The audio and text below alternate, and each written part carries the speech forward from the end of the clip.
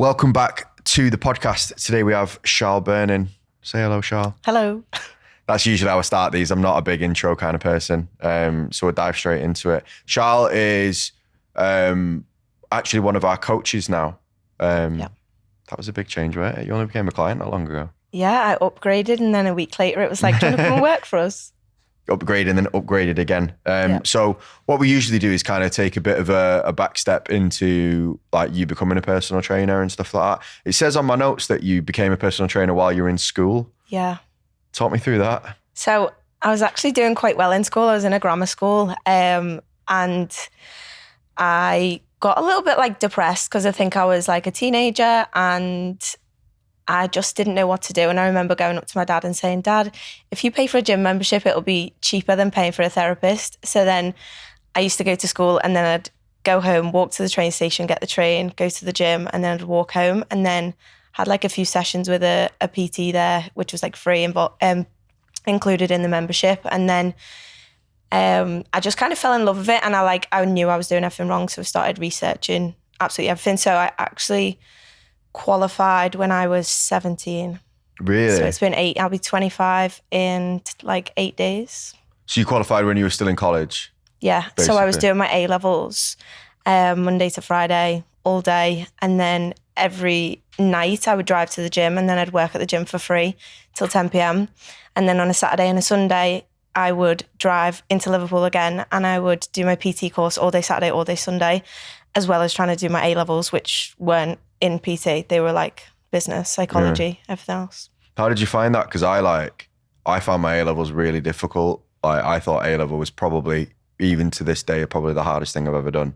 Yeah, I found it hard. I actually did an extra year of sixth form because I wanted better grades because I kind of went through that struggle of like trying to sort my mental health when I was that age, that I wanted better grades. So I did another year and then I found out from my mum and dad that actually when I was like 4 years old, because they both worked full time and they were both nurses, so they worked like long hours, that they petitioned to get me into school a year early. So I found out I've done 2 extra years than everyone else in education. So yeah, there was that. And then, it was just, I don't know, I liked it. And then when I left school, I got 2 unconditional offers for uni for Liverpool and Manchester, but I just decided I didn't want to continue down that route. And then that's when I kind of went into PT, but then I ended up getting a manager's job in PureGym when I was 18. 18? Yeah. How was that like managing people at 18? It was dead exciting at first because I was on 18k and I thought this was amazing, but I was managing like 45-year-old dads with like kids and wives, which was okay at the start. Like I can assert my authority quite well. I'm quite an extroverted person, but it was, it got difficult, but the biggest thing for me is just got boring. Like it was so boring. But I thought it was great being on 18k at the age of 18. Well, it is, to be fair. Yeah, it's not bad. As an assistant manager, and then left there, went to another gym chain as a general manager. So I became a GM of an Anytime Fitness branch when I was 20. Really? Yeah. What was that job like? Was it what you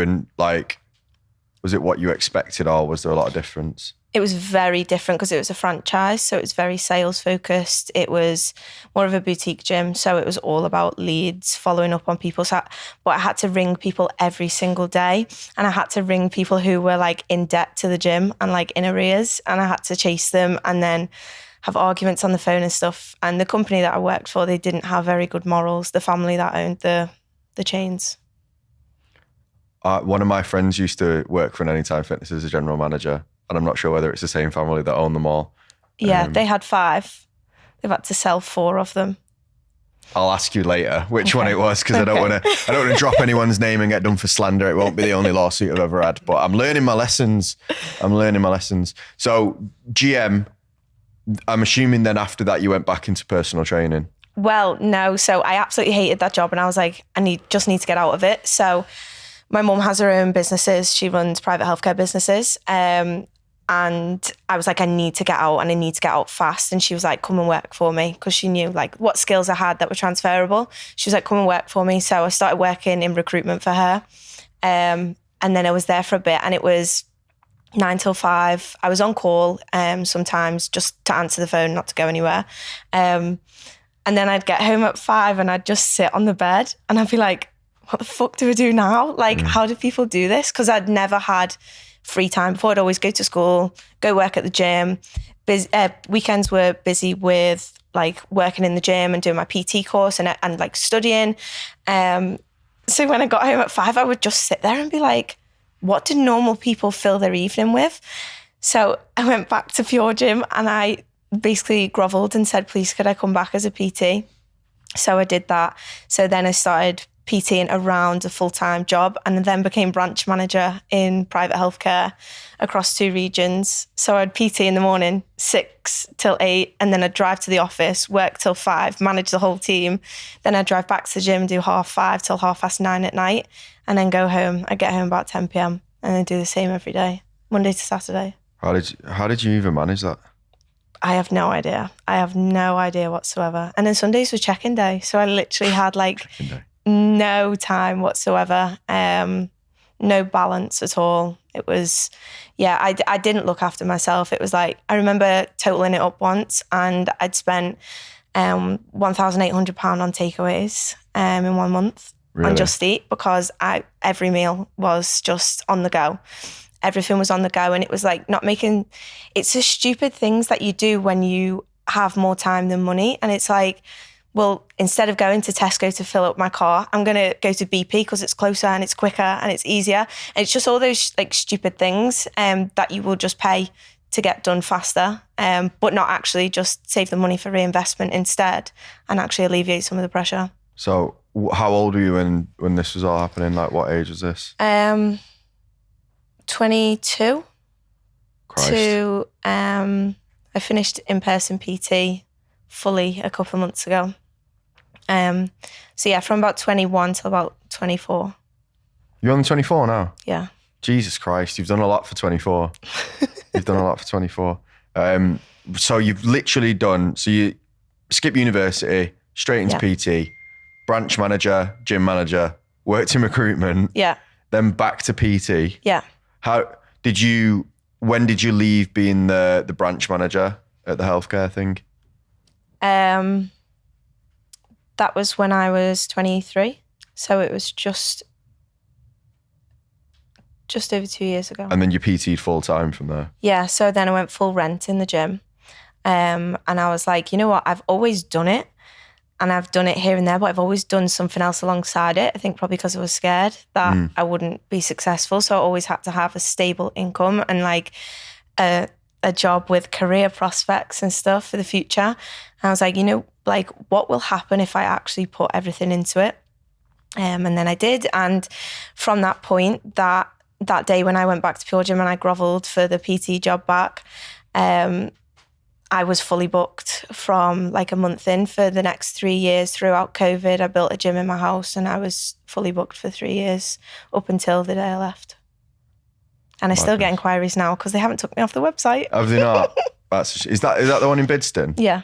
I've been to that one in Bidston. It's actually quite nice. Yeah, for it's a gym. real community gym. It's really weird. Like you get people like that get the train and then they walk to the gym, but then you get other people like drive up in Teslas, like Jags, everything. It's such a mixture of people in that gym. But yeah, it was weird because that's the one I managed when I started there. Was it? Yeah, and then they moved me to one in Salford. That's a bit of a change. I was doing well and the gym was doing really bad, so they moved me to this one in Salford to help pick it up. That was a struggle. So I moved to Manchester for that job as well. That was when I was like 19, 20, I think. That's difficult. A lot of change condensed into about 3 or 4 years. And within that time, I came out as well. Christ. When I moved to Manchester, I was like, I can be me now. What was that like? It was a lot. Fine, because my mum and dad both have a background in nursing. Like my dad's a mental health nurse by background and my mum's has a PhD in nursing. They're very liberal. So obviously they care for everyone and anyone, no matter your colour or creed. So I knew they'd be okay with it. I just really wanted to get past the sticky bit in the middle before all of like the jokes. Like, because I love it when my mum and dad make jokes about my sexuality. I think it's hilarious. But I wanted to get past the awkward stage first when they didn't know if they could make those jokes. Yeah. But they've been absolutely fine like the whole time. I I've never really had any issues. What was like obviously you said like you moved to Manchester, so then you came out, like what was the apprehension beforehand? I think I just wanted to date around a bit before I actually confirmed it. Just wanted to double check. Yeah, pretty much. So I moved to Manchester. I got myself a flat in like a house share of like 6 people because I was skint on 18k. Yeah, and then I dated around a bit. I wasn't expecting that answer, you know, when it's like, why did you come out earlier? Oh, I was worried about what people. No, I just wanted to make sure, like, properly before I let everyone know. I couldn't do that when I lived at home. Well, you could, but you'd have probably got kicked out very early on. Probably. Fucking hell. I was expecting a very different answer to that, but it's probably the right answer, to be honest. So you went back to them PT in Bidston. Did you move back home then? Yeah. When I got the job at Anytime Fitness, it was in Cheshire. So then I moved home and I commuted. Cool. And then literally just dropped everything, full on PT. Yeah. Were you scared when you kind of left the job then? And kind of left that security? Not really, because it was my mum's business. So you knew you could always go back? Yeah, that's really bad, isn't it? But yeah, I knew I could just, she needed help with marketing, and I was quite like, I knew quite a decent amount about marketing by that point because I was heading up recruitment and marketing before I became branch manager. And I managed everyone for her. I was the gap between her and all of the staff. So I knew she kind of relied on me quite a bit. But yeah, I wasn't too worried. Like I've been very lucky. I've had quite a nice upbringing, and my mum and dad are still together. Like they'll always say to me, like, we've got a roof over your head. Like you invest what you need to invest in the business. Like, because you've got, like, they both run their own businesses. They're like, you have to take risks to be able to get to where you need to be. So we'll look after you if you fall. Have you always been like that since you were a kid? Like doing loads of different things, like always on the go, like really full diary? Like were you really like driven as a child? Like did you play loads of sports and stuff? Yeah, I did lots of sports and stuff. Then I think I got really lazy, and I think that's where like that depression kind of set in when I was like, I think I was like 17, and I went to the doctors and I was like, I'm not an emotional person, but I keep crying. And we chatted a bit, and I was just about to do my exams, and he was like, I'm going to put you on antidepressants because you're just about to do your exams. And I was like, right, oh, okay. I didn't even know what this is. And I was straight back then. So I'd gone on contraceptive for like 2 months or something. And I think it was that caused it. Then by that point, when I was like quite depressed as a teenager, a lot of pressure from exams, I ended up like, my brother had moved away he went to live in Malaysia. Like my nan had got breast cancer, all this stuff had happened. And then I kind of got out of it, and I was like, you know what? Like, I'll never go through that again. I will never, now that I've been through that and like gone through all of that stuff, I will never, I know I can always pick myself out of that again. Like I'm so armored with so many different tools now that I can pull myself out of that at any point if I need to. Massive story. And then, so fully booked at Bidston now. Yeah. What were you making at that point? On average? I know it obviously depends on. Yeah. So I was making like between 5 and 6 comfortably, 5 and 6K. My highest ever month was 7K. That's a lot for in person though. That was like 60, 70 hours a week. Yeah. Plus admin time as well. And what I've learned from speaking to more and more coaches is that when I was a face-to-face PT, I was offering every single thing that I offer my online clients right now. Yeah. So I was doing recipe books, I was doing webinars, I was doing check-ins, daily check-ins. I was doing absolutely everything, and 60 plus hours of face-to-face as well. And I was massively undercharging for that as well.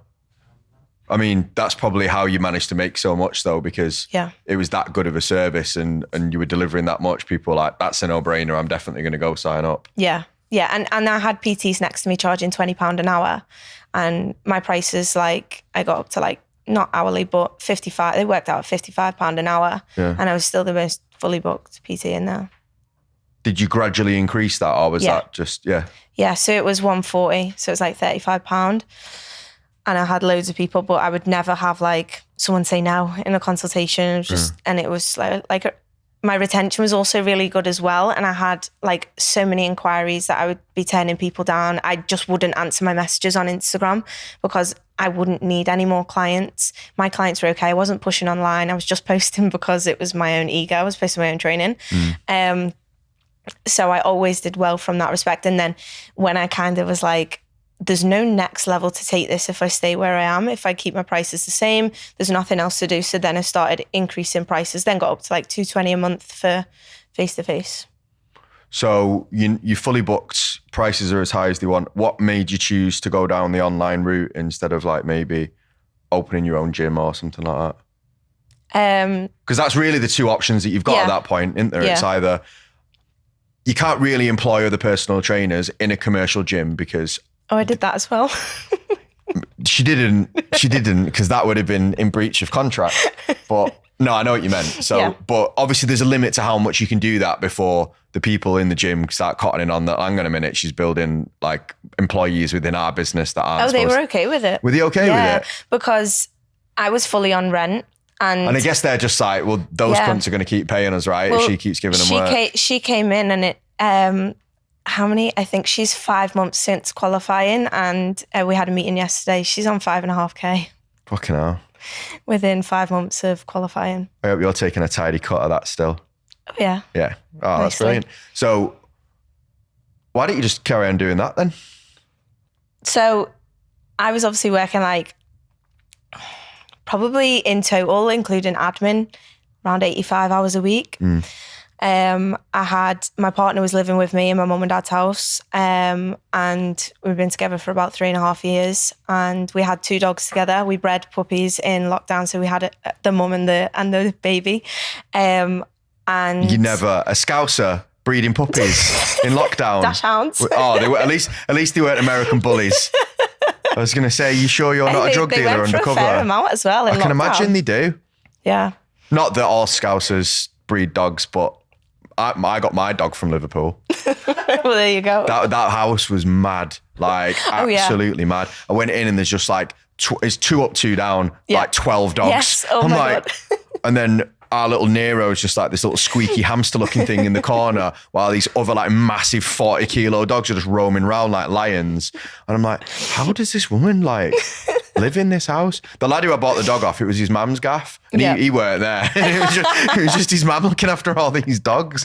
It was fucking nuts. Yeah, we got my mum and dad got a Labrador from St. Helens, and we went and they had. St. Helens is a little bit nicer from where I picked Nero up from, though. Oh, okay. Don't know what part of St. Helens you've been to. But there was 4 dogs and they'd both had litters. So there was like 26 puppies or something like that, because they were Labradors, so they have loads of puppies. Yeah. And there was blue bottles all over the ceiling, like all over the lampshade. Oh, it was disgusting. Oh. But yeah, so we had these 2 dogs. Maybe it wasn't as nice as well. Yeah. Maybe it was worse than where I picked Nero up from. Actually, to be fair, it was the house itself was spotless. Yeah. But I just remember driving through like thinking like when all the dogs were there, I was just like, that must be absolute chaos. Yeah, but a lot of money. Yeah, it must be a lot of money, but absolutely, I couldn't do it, me. Yeah. 1 dog's enough. Yeah. So yeah, we had these 2 dogs that we had together. I was working a lot, and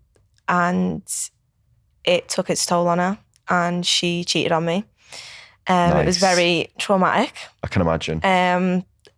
I was very thankful because I'd asked her to move out, because I was paying for absolutely everything. I was getting nothing in return in terms of like her just being a nice human being. The relationship had just fizzled out because she lived with me and her whole life was in my house. Like she ran her own business from my house, like a creative type of business. Everything was there. I couldn't get rid of her. And it carried on for like an extra 10 months than it should have. And Did you push that because you were so busy? You're like, that's going to be stress and I just don't want to deal with it right now. Well, I asked her to move out once and it was like complete and utter hysterics. That's what, so you were like, fuck opening that Pandora's box again. You just stay, and as long as you're quiet, I'll just pretend you don't exist. Yeah, pretty much. It was like, she used to do my washing and I would pay for everything. And then obviously she would look after the dogs in the day while I was out at the gym all day, like 6 a.m. till like 9:30 at night. And then the agreement was, because we had the dogs together, you break up with me, I get them. I break up with you, you get them. We mutually break up. We figure something out at the time. So because she cheated on me, they were my dogs. and I would kill for those dogs. Yeah, no, to be fair. So it was like, I can't be out of the house 6 a.m. till 10 p.m. anymore. Something has to give. And that's when the transition started. So I launched online April last year. In the midst of this breakup and all of the moving. There's nothing like trauma to start a new business. No, she's just given birth. The dog or your ex? My ex. Oh, right. Yeah. That's interesting. Yeah. How long ago was that? Like a week. No, I mean, like, how long ago did you break up? Oh, last February. 9 months. Wow. Yeah. That's what I mean. That's going to be a rock solid relationship. That child's definitely been born into a loving, trusting home. He's already got another 2. Oh, he? Yeah. Oh, the plot thickens. Oh, yeah. Okay, I don't know where to start with that one, to be honest with you. Maybe you turned her back straight. Maybe the trauma is just, that was enough. Maybe. That's it, going back to dick. I've had enough. Fucking hell. Yeah, maybe it was that bad. You're that bad, she's come back to men. Fucking hell. How does that feel? I just like, I can't explain how much I don't care. It's so funny. I mean, you just brought it up on a podcast, so clearly. I'm joking. No. Everyone's just like, why, like, how do you feel about it? And I'm like, I genuinely don't care. Yeah. Like, my priorities go the dogs, the business, a partner. And I tell any person I've ever dated and my current partner now, like, that's the deal. As long as I've got the dogs, as long as I've got the business, I'll be okay. How does that work in a relationship dynamic? Difficult. Do people find it hard to swallow? Yeah. It's a constant battle. I can imagine. It's not conventional. Ours isn't like that. Like me and Charl have a very similar agreement. My girlfriend's called Charl, by the way. Yeah. Like, we have a very similar agreement where it's like she looks after the dogs, she does all the house stuff. Yeah. I literally live like a baby. Like, I don't do any of my washing. I don't cook. Like, I'm surprised I eat for myself, to be honest. But that means obviously then I grow the business. I think the agreement that we have with it that helps us is like, it's half. So like, I just have to remember to appreciate the side of the work that she does. So it's not like you don't earn anything, it's my money, I earn all the money. It's like my job is earning the money and doing that side of things, but we have an equal kind of partnership in it to where like her role is just as important as mine. Yeah. Because without her, you couldn't do like your role. Sometimes we'll argue a little bit and like I'll be like, I fucking do everything around here. And then I'm like, actually, I genuinely don't do a lot.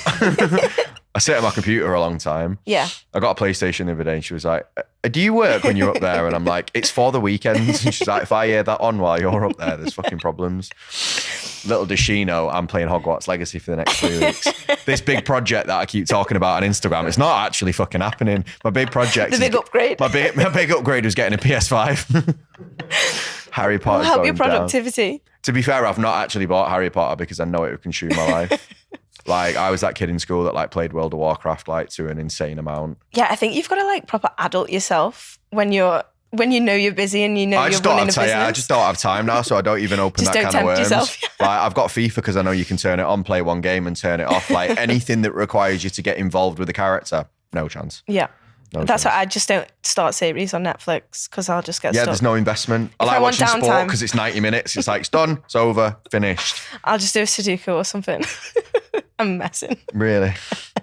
You're not, are you? You definitely play Sudoku. Maybe, occasionally. So, transition then started online. Yeah. How did you find that? Did that do the same as everything and just take off pretty quickly? Or yeah, but it went too fast too soon. I didn't have systems in place. I think I took 11 on in the first week and I couldn't take it because I was still doing face-to-face. Yeah, that's the difficult bit. Like, if I just give you 11 clients tomorrow and you have nothing else to do, you'd be piss easy. But like, yeah, because I was still trying to manage everything, and online was fairly new to me. I didn't have automated stuff in place. I was still like getting people to pay me. Like, I was still emailing them like, these are my bank details and stuff like that. So it's making that transition over. But I kind of started doing that whilst I was PT, and like I had quite a good face-to-face PT business. Like there was a lot of automations within the face-to-face stuff. Yeah, because you said you were still doing everything like automating, sending stuff out, and were you managing them with an app and stuff like that as well? Yeah. So they were all. I moved to Stridist from my PT hub to Stridist, which took me like a month to transition everything over. I hated my PT hub, you know. Yeah, it's awful. I was on it for 5 years because I didn't really know there was any other options. I have a personal vendetta against my PT hub because I paid like the yearly thing. I paid the annual. Basically, I was broke and I was like, I've got the money for the annual thing now, and what I can't have is my fucking card to bounce, and then all my clients get kicked off. So I thought, right, I'll pay for the annual while I've got it. And then it came to the second year, and I wanted to move onto a different software, and it billed me for the annual again. And I emailed them like, they did that to me. Yo, I didn't know this was about to come out. They didn't refund me. They were like, nah, we're not refunding you. And I was like, but I'm not going to use it. Like the payments only just come out. Like, can you refund it? Like I want to use a different something. They went, no. So I just made it my point from then on. Never going to give them another fucking penny. Final email to them, because they send out an email saying, oh, why are you cancelling all this? My final email, I think the last sentence says, and in the video library, the video of someone doing a squat, they're wearing Air Max, and that's fucking stupid. End of email. Yeah, definitely a vendetta there. Yeah. Definitely. So then I filmed my own exercise library after that, because I learnt my lesson. Yeah, for sure. So PT online starts taking off. Right, how did you manage that then? Because that's the bit that I think a lot of busy PTs struggle with. It's that I almost feel like you've got to take something on the chin. Yeah. Like, and it's difficult because if you're earning 6-7K a month, like, yeah, it's almost like rolling that dice again. Like, do I get rid of some of my clients, or like, what am I supposed to do at this point? Yeah. What was your kind of tactic to go from there to there? So it was really bitty at points, and like you said, you're not just busy, you're logistically busy. Like I had to drive to the gym in the morning, do a few clients, drive home, take sales calls, drive back to the gym, do more clients. Then I'd have to take a sales call at the gym, and then I'd drive back to the gym and do more clients. It was just like crazy, like here, there, and everywhere. But what I did was I kind of like cherry picked a few clients, and I was like, you will be perfect for online. Like I've got this new thing coming. You, out of everyone I've got, you're going to be amazing for this. So I want you to trial it first. And I just kind of like gassed them up and really complimented them, and they're still with me now. Like nearly a year of me going online. They're still, those girls are still there. And then I just gradually kept moving people over. It started like a pipeline. I then increased my prices in the hopes that people would drop off. I wasn't bothered really about the money. I wanted the time so that I could like push online. I got something like a 95% uptake or something like that. It was crazy. Like I think I had one client say, I don't want to go online and I don't want to pay more. That was it. But everyone else jumped on board either with the pricing. I price increased everyone by £40 a month. Or they could move online. So a handful moved online, a handful took the price increase. So I was still just as busy because not that many people dropped off. That's really good that though, because so usually the problem with that is that people don't increase the price enough. Yeah. So like they put it up, but they put it up by some like fucking silly amount where it doesn't really make a difference. £5 a month. Yeah. No, I'm going to put it up by £10. And then it was like, there's no difference. All right. Yeah. And then you don't solve the problem. Yeah. Because everyone just takes it up, and then you just earn like 10 times however many clients you've got. You're like, oh, okay, I get 400 quid more. Yeah. Nice. You went up by 40 quid, which you look at and think, yeah, that's quite substantial. It's fair enough. Yeah. And then you still had that problem. Yeah. So what did you do then? Because after that, your card's played, innit? You can't just go, oh, actually, not enough for yous left. It's going up by another £40. Can't play higher or lower every week with them until you get the clients that you want. Like, yeah. I then put another £40 onto the price for new clients, so that anyone that was coming on board, if they wanted me face to face, they were paying like, that's when it got to £55 an hour. And bear in mind, like in the area I was in, they were charging £20 an hour. Like that was the norm, like £20-30 an hour. So then I banged that up, and then I started getting rid of the ones that were paying less, that were costing me more time. Not getting rid, but just politely, shuffling them or moving them to the other coach that I had within the gym. And then, it was a step-by-step. So I had a spreadsheet, and across the top, I had all of my face-to-face clients in blue and all of my online clients in yellow. So my blue line was like this and my yellow line was like this at the start. And then every month it would go like this, and then it started to overtake. And then when I finished face-to-face PT in January just gone, I was doing 6 sessions a week. I had like 4 clients face-to-face, and then 3 of them moved online, and no, 2 of them moved online, 2 of them moved to the coach that I had in the gym, and they're still with her face-to-face. Do you manage her then now, or do you just kind of let her do her own thing? I let her do her own thing. I'm involved in her business. She's not involved in mine, pretty much. I give her some of the clients that I think maybe desperately need face-to-face, like 60 odd. So it's more like an affiliate clients. rather than like she works for you. Like you give the client, you take a percentage, but there's no actual like. So she uses my Stridist account, and she's on my Calendly account and stuff like that. And then I help her with her Instagram and stuff. And just. But it's quite a casual arrangement. Yeah, very casual. Like she came around to mine yesterday for, I would say breakfast, but we had protein oats because I'm on a diet. Such a bodybuilder. Such a body. Nobody likes oats with protein in it. Nobody. When you can only eat chicken and broccoli every day. See, even your watch doesn't like it. Even what watch is telling me. Even your watch is like, stop feeding us this shit. I get your heart rate when that porridge goes down. It's fucking terrible. When you can only eat chicken and broccoli all day, the protein oats, they're like the nicest meal. You know what? In a hotel the other week, I had actual porridge made with like milk and sugar with a bit of jam in it. Proper porridge. It's so nice. It's not like that fucking just Scottish oats with a bit of fucking water in it like everyone else has and a scoop of protein. That's disgraceful. Proper porridge is I'm sad I didn't learn that sooner because I feel like I've wasted a lot of oats on that. Because mine barely, when I used to make my protein, mine barely even bake. I used to just put boiling water in it and then like leave it for a minute. Wait for it to soak up. That's what I do. Oh, that's disgraceful. You deserve better now. Yeah. 5 days left of the cut. Is it? And then I go on holiday. And then you're just going to binge it all the way anyway. Oh yeah, I'm going to be full of tacos, like burritos, you name it, I'm eating it. I can't wait to eat cheese. That sounds like a really healthy relationship with food. Anyway, moving on. Lewis said to me he's going to try and take me on as a client when I'm done because I'll definitely have just an eating broken. disorder. Listen, I've said the stupid shit that I used to do loads of times. Like, it's fine. And I'm assuming you don't pass it on to your clients. No, that's actually something I'm really proud of. Like, I've never had a client do as I say, not what I do, because what I do is terrible. Yeah, but I don't really like. I'm a very chilled out type of trainer. I won't compete in bodybuilding. I love bodybuilding. I love the sport. I go to the shows, but I would never compete. Yeah. But like, I'll show my clients that I can go to the extreme if I need to. Like, if I really want to cut, I can show them that I can do cardio. I can eat chicken and broccoli every day for 5.5 weeks if I need to. But I also show them equally, like, look at my pepperoni pizza I just ordered. So I have a big balance with that. So what do you think the qualities that you've got that have, like, you seem to have been pretty successful in thing after thing after thing. What do you reckon is the cause of that? What would you say? That's a really, it's a shitty question to ask you because now you've got to say how good you are at things, but. I wrote this in the questions I was sent, but I believe it's like 50-50. I think 50-50, half of it is innate.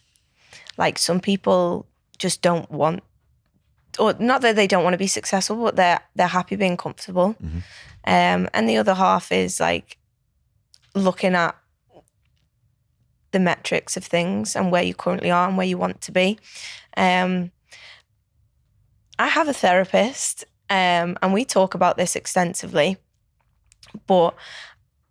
and you'll probably be very similar as an entrepreneur. It's like, I have to be successful. There's something deep down inside of me that has to do well. Yeah. And I set very, very high standards for myself. And I don't do things because other people want me to do them, or because someone else has told me I should earn a certain amount per month.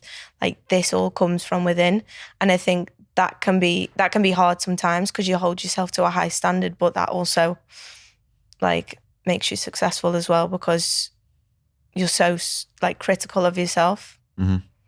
Yeah, I get that. I think that kind of drive is almost a little bit illogical, isn't it? Like, it doesn't really make sense. You can't put it into words. Like, it's really bizarre. We get like fucking comments all this. Well, not as much anymore, but like when we used to talk about like moving from me owning GRT into like doing the fitness business stuff.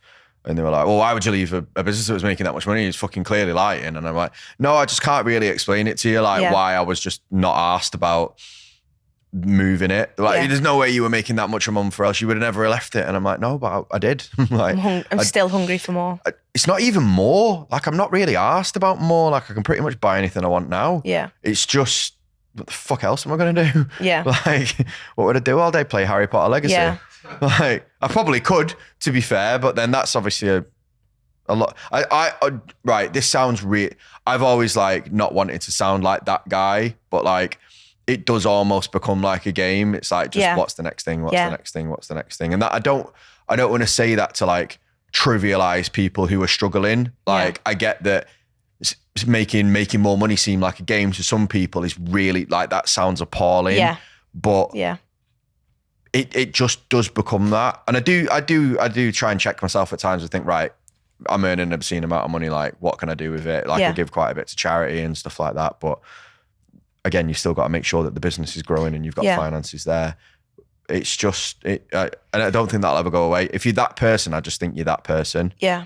And I think it's like from the age of like 15, I used to like, my SoundCloud is still full, like SoundCloud, who even uses SoundCloud nowadays, but it's full of like motivational podcasts. Like, I remember when I first started going to the gym when I was 15, I used to train from home. I used to listen to Eric Thomas's motivational speech about, I don't know if you've ever heard it, about the guru who takes this guy into the water, dunks his head down, and he says,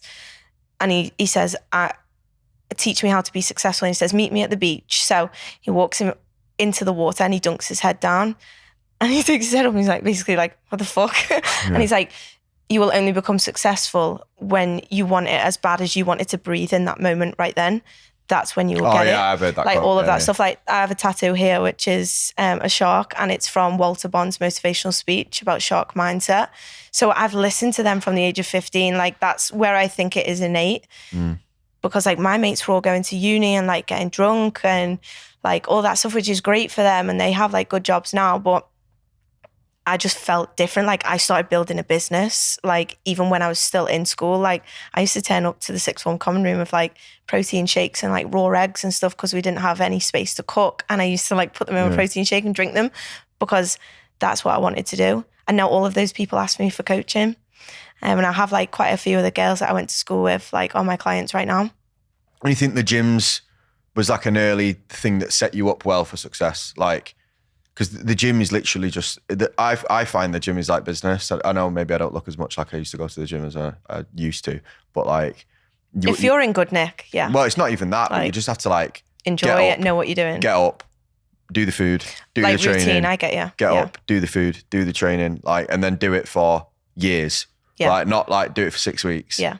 But it's also like, if you can train and push yourself through that mental battle whilst you're training and train to a high intensity, you're going through the same processes that you go through when you're in business and you're struggling with something. Like, if you're struggling financially or you're struggling to like get something in the business or take it to the next level, it's exactly the same processes that go in your head when you're struggling to hit a PB or you're struggling to change something in your training routine. It's quite a similar process. Yeah, I know a lot of the really successful people that I look up to had some sort of background in fitness or trained or played sport or something physical. Something not even physical, just like something that requires you to like fucking try really hard to even make slight progress.